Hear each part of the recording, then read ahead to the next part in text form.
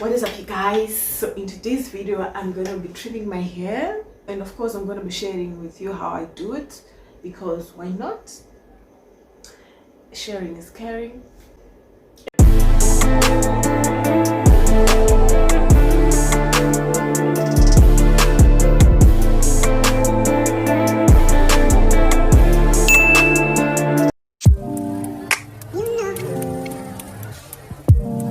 So before we get into the trimming part, let's just talk about the importance of trimming.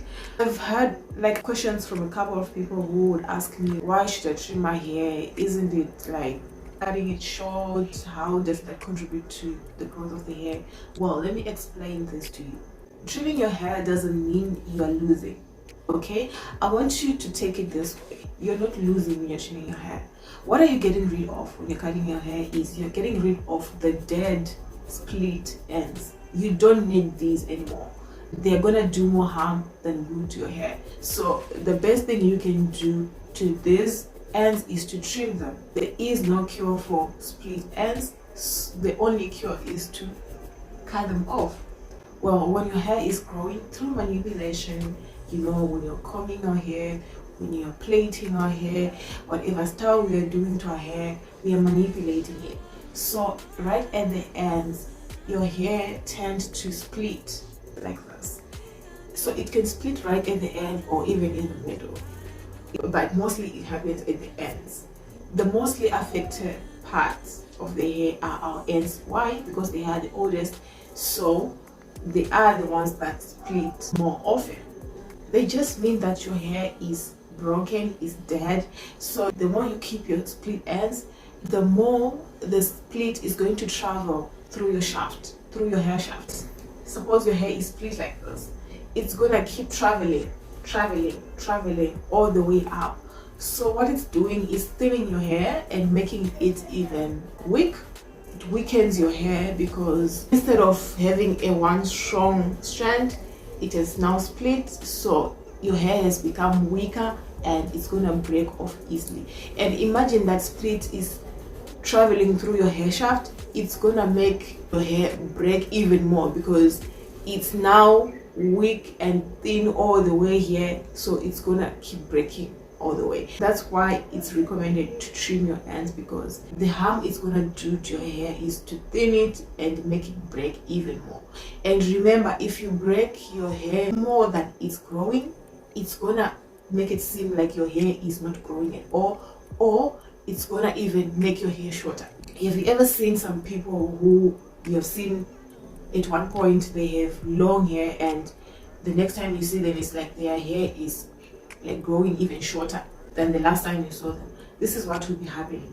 So if you've watched my previous video that I was blowing my hair, you can see that my ends were not looking so good, and even now I just feel like they are rough in some way. So this is why I need to trim it. So now, how do you notice that your ends are split or your hair has split ends? You can literally notice when your hair is long enough. Like my hair right now, I can literally see some split ends here. You can literally see them if your hair is long enough. If your hair is shorter, it may be harder to see it, but then you can tell right at the ends when you're combing your hair or when you're detangling your hair. The comb doesn't slip through like it was doing all the way from the roots. Normally the ends become rough and more coarse. Also, the other thing that you can tell if your ends are split, your ends become thinner and thinner, and you can see right here at the ends of your hair, you see there will be see-through kind of, the kind of see-through that's not normal to your hair. When you see my hair, I have low density hair, as you can see. This is why I don't wear my natural hair blown like most of the time. It's because I have low density hair. I'm sure you can see gaps from there. You can see gaps through my hair. It means that I have low density hair. I always tell people this and they don't believe me. They only believe me when I blow my hair like this.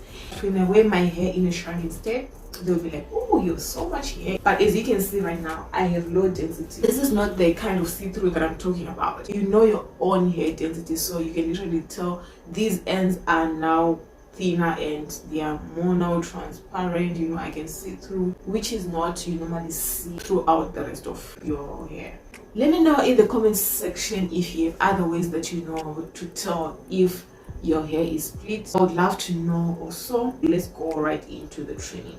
I'm starting from like blown out hair. It's not all the way blown now. I blew it 2 days ago, so obviously it's not all the way stretched, but it's something that I can work with. I'm not gonna expose it to the heat again, but yeah, we're gonna work with this for now. And you guys, I want you to stay tuned. Once I blow my hair, I'm going to be making a video on how I do like a twist out on blown hair, so stay tuned. Okay, I'm gonna be using a comb, a scissors, and of course some scrunchies here. Go right into it. I have a mirror here. I think I need another mirror.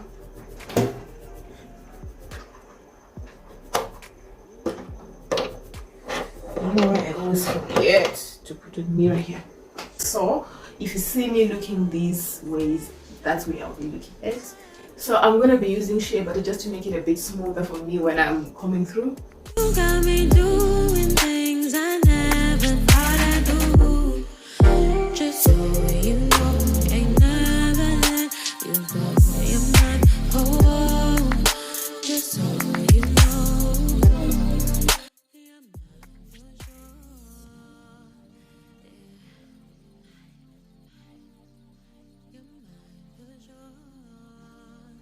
So here is what I do. I trim in small sections. I just grab a section of hair and then comb through just to make sure that I grab all the ends together. I also smooth it with my fingers to just make sure that all the ends are put together. So basically that is what I'm doing here. After smoothing my hair, I grab the ends with my fingers and then check to see where my ends start to get rough. That's where I'm gonna trim. I go ahead and smooth my hair again with my fingers and a comb, and then follow up with the scissors to cut off those split ends that are left behind. And remember, it's always better to cut less because you can always go back and cut more as needed.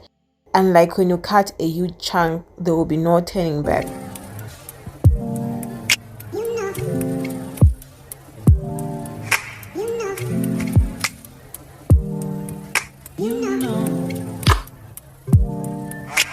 I begin to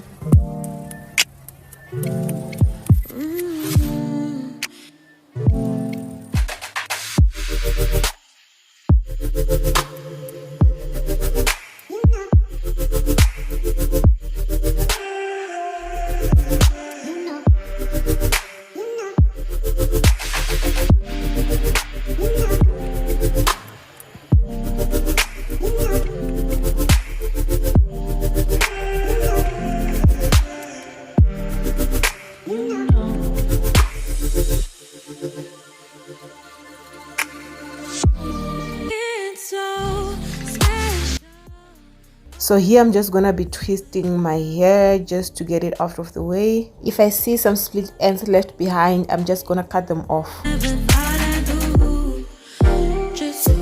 Alright you guys, I wanted to give an example in relation to why you should never ever hold on to your split ends. Look at your skin. Suppose you have dead skin. There is no way that you can get a cream or whatever concoction to mend or heal your skin to become live again. The only way to get rid of the dead skin is to scrub it, exfoliate it, and so you can be left with the fresh skin. That's the same with hair. Never ever hold on to your split ends. They're gonna do more harm than good. Alright you guys, so I'm left with this part, so we're gonna finish together.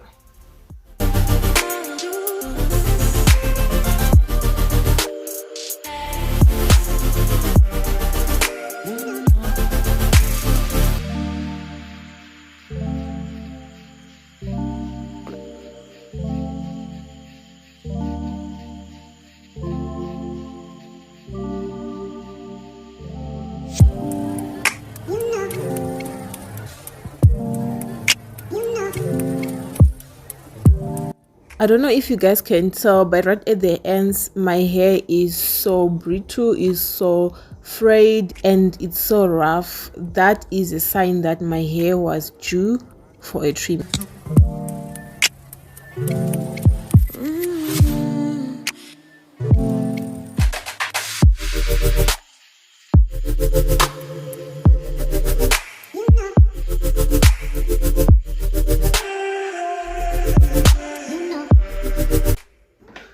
So you guys, this is all I wanted to show you. Let me know in the comment section if you have a different way of trimming your hair, and also if there's something that you've learned from this video. That would be so much helpful to me and also others in the comment section. So I'm just gonna undo this so that you guys can see and try to note a difference from before I trimmed, if that makes sense. So yeah, quickly I'm just gonna undo this.